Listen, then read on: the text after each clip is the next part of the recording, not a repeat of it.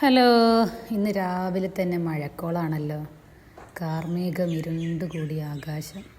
ഈ കാർമേഘം പോലെ ഇരുണ്ടുകൂടിയ ഹൃദയങ്ങൾ എത്രയുണ്ടല്ലേ. വിങ്ങുന്ന മൗനമായി തളം കെട്ടിയ വാക്കുകളുടെ കരിനീല മേഘങ്ങളിൽ ഉള്ളിലൊരു കടലൊതുക്കിയ തണുത്തുറഞ്ഞ മഴത്തുള്ളിയായി അവരിന്നും ജീവിച്ചു തീർക്കുന്നു.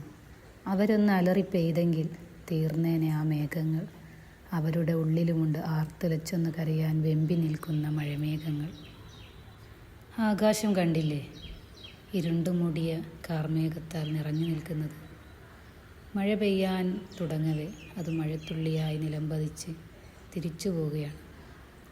ആർത്തുലച്ചൊന്ന് പെയ്യണമെന്ന ആഗ്രഹം ഈ മഴയിലുമുണ്ട്, ഒരുപാട് പേരുടെ മനസ്സിനെ പോലെ.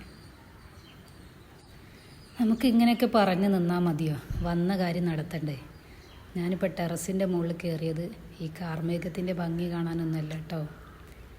മോട്ടർ ഇടുമ്പോൾ ടാങ്കിൽ നിന്ന് ടാങ്ക് നിറഞ്ഞു കഴിയുമ്പോൾ വെള്ളം പല വഴിക്കായിട്ട് ചെതറി വരികയാണ്. അപ്പോൾ അതിൻ്റെ കാരണം എന്താണെന്ന് കണ്ടുപിടിക്കാൻ വേണ്ടിയിട്ട് കയറി നോക്കാമെന്ന് കരുതി വന്നതാണ്. കയറാനുള്ള സുഖം ഒന്നും ഇറങ്ങാനില്ല കേട്ടോ. ഭയങ്കര പേടിയാണ് താഴോട്ട് ഇറങ്ങാൻ.